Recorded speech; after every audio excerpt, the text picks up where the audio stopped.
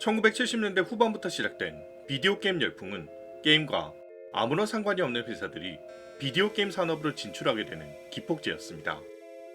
화투장을 만들던 닌텐도가 그랬고, 전동문마 제작소에서 시작한 남코가 그랬듯 성공을 장담할 수 없었던 게임 산업은 장래성이 있는 블루오션이라는 특징에 주목한 수많은 회사들이 내일의 성공을 꿈꾸며 뛰어들게 만들었죠.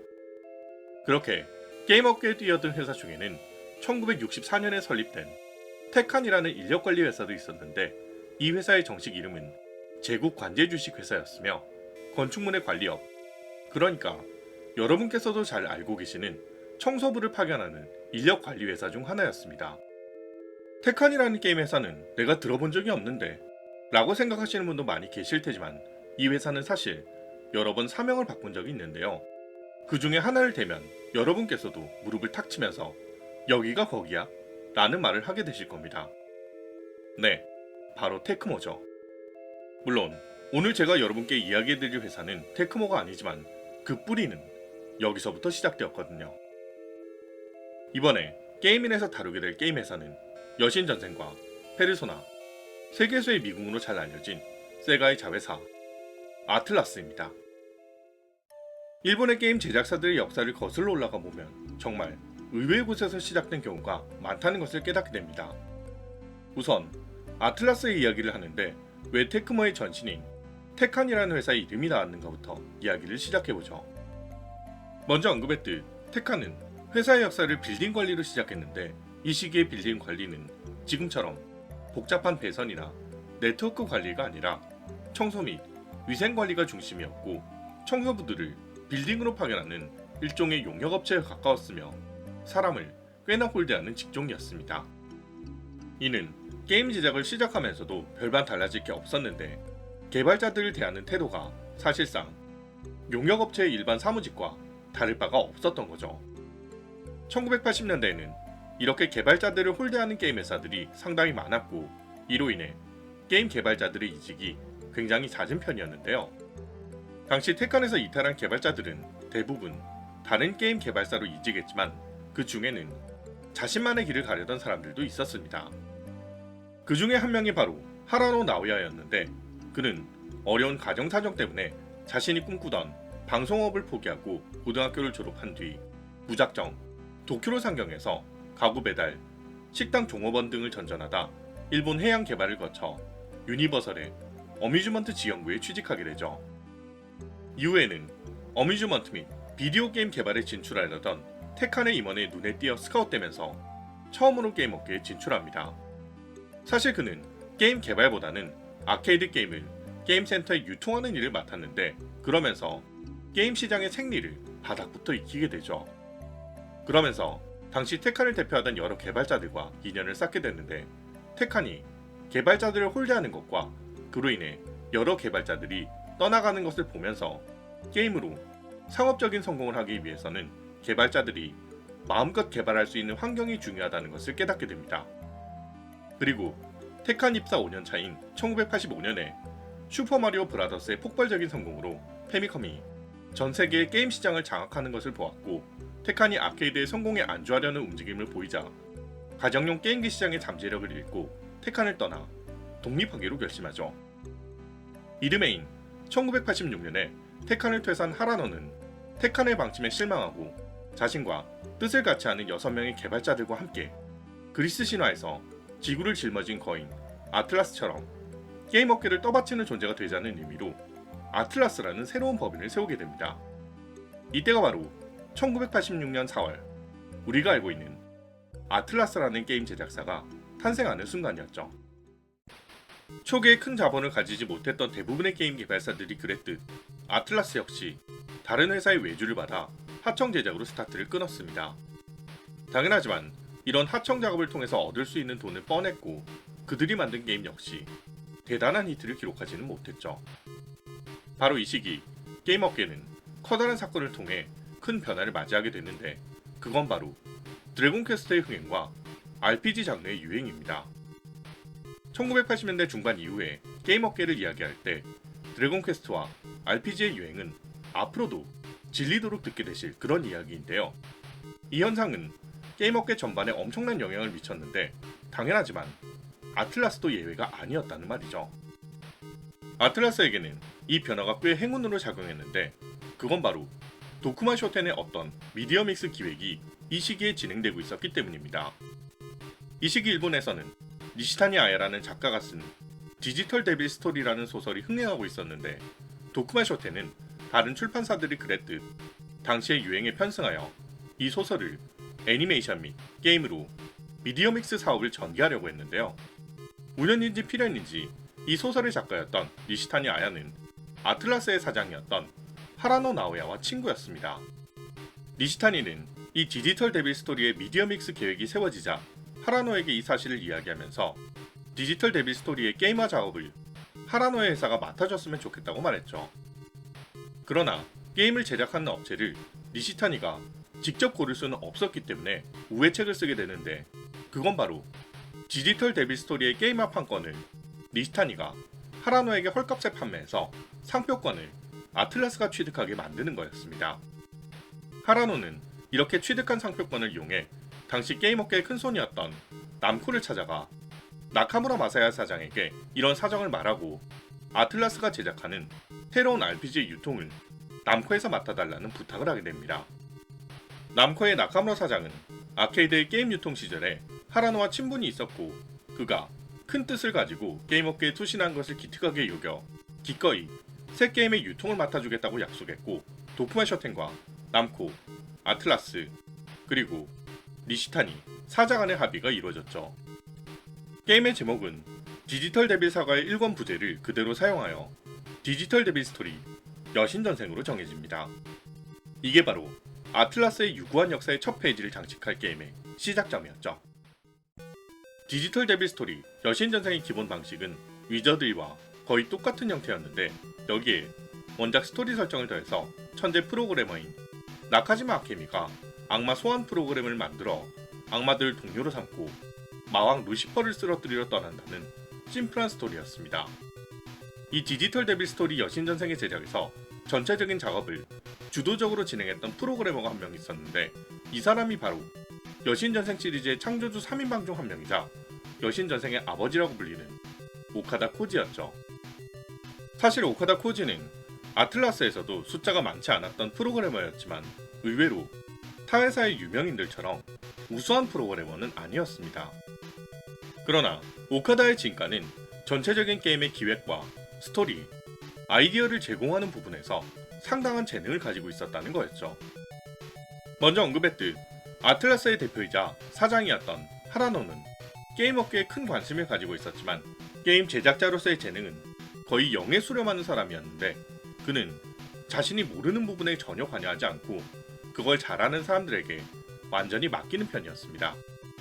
그 대신 자신은 그들이 게임을 제작할 수 있는 환경을 최대한 조성해주는 쪽으로 회사의 운영을 이끌어가는 역할을 맡았죠. 덕분에 디지털 데빌 스토리 여신전생은 소설 원작에서 제시한 세계관과 기본 설정을 그대로 따르고 그 외의 것들은 위저드리의 기본 틀에 오카다 코지가 메인 디렉터와 비슷한 위치에서 나머지 부분을 메우는 식으로 완성되었습니다. 그리고 게임의 기본적인 틀이 완성되자 가장 먼저 논의되었던 부분이 바로 악마를 동료로 맞이할 수 있게 하는 시스템이었죠. 당시 아틀라스의 신입사원이었던 스즈키 카즈나리는 TRPG로 판타지 세계에 입문해 위저드리의 광팬이 되어 게임 제작자가 된 케이스였습니다. 그는 과거 TRPG로 D&D를 플레이했을 때 파티 앞에 나타난 고블린과 교섭해서 동료로 만든다는 제안을 한 적이 있었는데 당시의 던전 마스터는 그런 룰은 없어 라고 하면서 그의 제안을 거부했고 스즈키는 D&D의 자유도가 부족하다고 실망한 적이 있었죠. 스즈키는 이때의 일을 계속해서 기억하고 있었고 자신이 처음 맡게 되는 게임의 개발에서 이 아이디어를 제안했는데 눈앞에 나타난 적을 동료로 맞이한다는 개념은 당시에 어떤 RPG에서도 볼 수 없었던 신선한 아이디어였기에 즉시 채택되었으며 오카다는 여기서 만족하지 않고 스즈키에게 대화로 악마를 동료로 맞이하는 시스템 외에 추가로 아이디어를 더해보라는 주문을 합니다. 스즈키는 그때부터 3일 밤낮을 고민하게 되었는데 그 과정에서 나가이고 원작의 만화인 데빌맨을 보다 악마 합체라는 개념을 떠올리게 되죠. 악마와의 대화를 통해서 그들 동료로 영입하고 그렇게 동료가 된 악마들을 합체해서 새로운 악마를 만든다는 컨셉이었습니다. 이것이 여러분께서도 잘 알고 계신 여신전생 시리즈를 관통하는 시스템인 악마와의 대화 및 합체였죠. 이 아이디어는 즉시 채택되었고 스들키는 악마와의 회화 전반을 담당하는 업무를 맡았으며 이것이 디지털 데빌 스토리의 기본 컨셉이 됩니다. 이렇게 제작된 디지털 데빌 스토리 여신전생은 정확한 판매량은 알 수 없으나 최소 14만 장에서 최대 17만 3천 장 정도의 판매고를 올립니다. 이 수치는 엄청나게 히트했다고 보기는 어려웠지만 신생업체였던 아틀라스에게 있어서는 상당히 괜찮은 판매량이었고 게임 제작에 자금을 댔던 도쿠마 쇼텐 역시 어느 정도 만족할 만한 수량이었기에 뒤이어 아틀라스에게 이 게임의 속편 제작을 의뢰하게 되죠. 그렇게 제작된 디지털 데빌 스토리 여신전생 2는 1990년 4월에 페미컴으로 발매되었으며 원작 소설과는 전혀 관련이 없는 순수한 전작게임의 후속작으로 제작되어 점차 여신전생만의 독특한 분위기의 스토리와 세계관을 거의 완성해 나가게 되고요.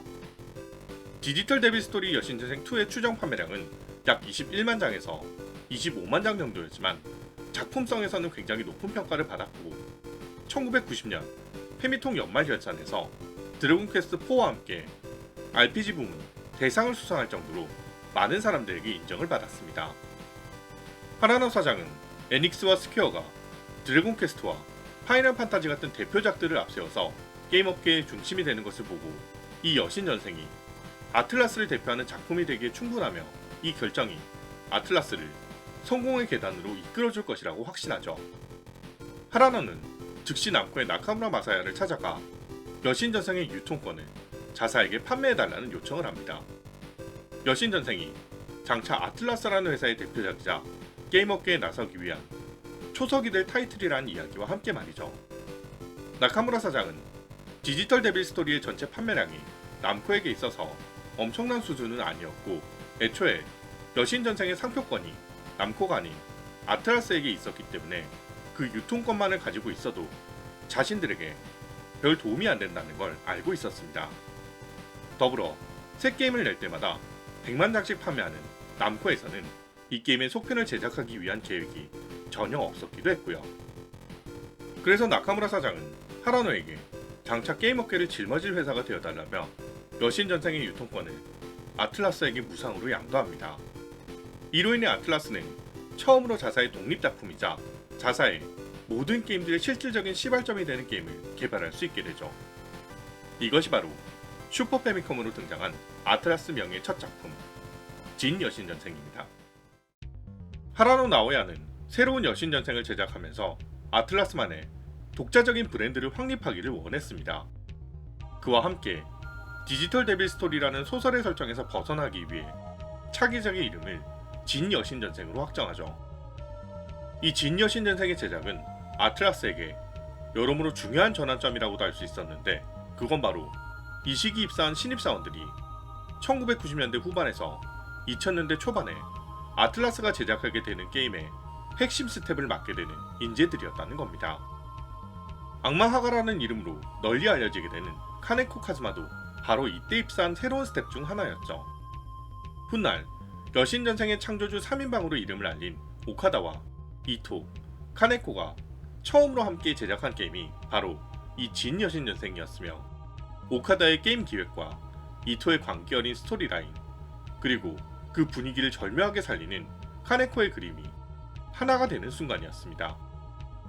진 여신전생은 디지털 데빌 스토리의 시스템 위에 악마의 개입에 의해 붕괴해가는 현대사회를 기본 배경으로 잡습니다.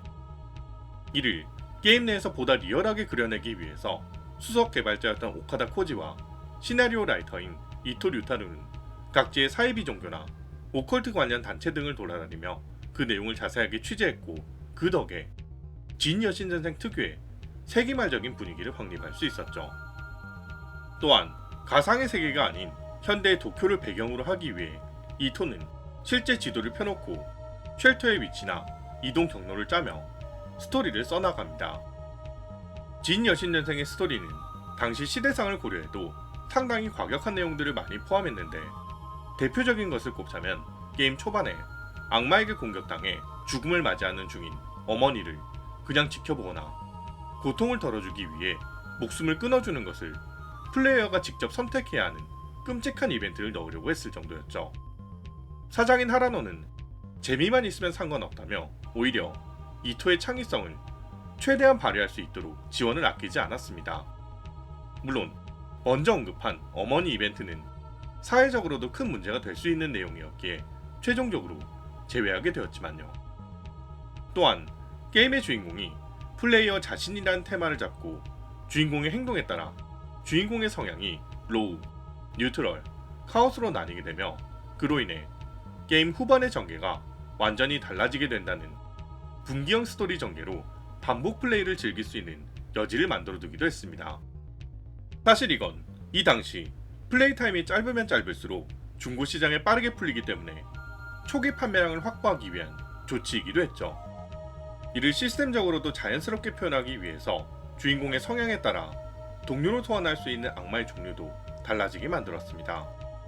하지만 이 시기 아틀라스는 여전히 작은 회사였고 신입들이 충원되었음에도 불구하고 여전히 개발실의 인력은 10명 내외였기에 이렇게 많은 작업들을 전부 다 원활하게 진행할 수 없었고 그 와중에 개발 기기가 고장나거나 개발 인력이 다치는 등 악재가 겹치게 되죠. 계속 이해할 수 없을 정도로 악재가 겹치자 우리가 악마를 다루는 게임을 만들어서 그런가 하면서 타이라노 마사카도의 묘와 하리티 사원을 방문해서 공양을 지내는 등 흔히 말하는 고사를 지내기도 했을 정도였습니다. 최종적으로 개발을 시작한 지 약 1년이 되는 1992년 9월에 개발을 완료하게 되었고 진 여신전생의 발매일은 한 달 뒤인 10월 30일로 잡혔습니다. 진 여신전생은 당대에 유행하던 특급 대작들과는 다소 거리가 있지만 소수의 매니아층에게 꽤나 기대받았던 게임이었습니다. 그 이유는 진 여신전생이라는 타이틀을 위저드리의 다크 판타지 버전으로 받아들였던 페미컴 시절의 구매층이 있었기 때문이죠. 진 여신전생은 전작의 시스템을 거의 그대로 가져오면서도 플레이어의 행동과 선택에 변화하는 스토리로 큰 호평을 받았습니다. 물론 당대에 유행하던 RPG들에 비해서는 다소 거칠고 완성도가 부족한 부분이 있었지만 충분히 그 단점을 덮을 만한 매력이 있었거든요. 아틀라스의 게임인 만큼 이 작품도 결코 난이도가 쉬운 건 아니었지만 시스템상의 허점이 많아서 게임의 지식을 충분히 쌓게 되면 그 허점을 찌르는 다양한 편법이 존재하다 보니 게임에 깊이 파고드는 매니아들이 꽤나 많이 생겼다는 것도 아틀라스에게 있어선 행운이었습니다. 이 매니아층은 아틀라스라는 회사의 팬층이 되어서 아틀라스가 이후에 다양한 게임들을 제작하는데 공헌하게 되죠. 최종적으로 슈퍼 패미컴판 진 여신전생은 20만 장을 출하하여 19만 장 이상을 판매하면서 출하량의 거의 대부분을 판매하는 데 성공합니다. 이 20만 장이라는 판매량은 아틀라스가 단숨에 게임 업계의 다크호스로 떠오르게 만들지는 못했지만 최초의 독립 타이틀로서 아틀라스라는 회사를 일부 게이머들의 뇌리에 각인시켰으며 차기작을 만들기 위한 기반을 다졌다는 점에서 충분히 성공이라고 할 수 있었죠. 아틀라스는 이제 자사를 대표하는 진 여신전생이라는 타이틀을 손에 넣었고 그 다음 단계로 나아가기 위한 준비에 들어가게 됩니다. 게임업계에 본격적으로 이름을 알리기 시작한 아틀라스의 이야기는 다음 편에서 계속됩니다.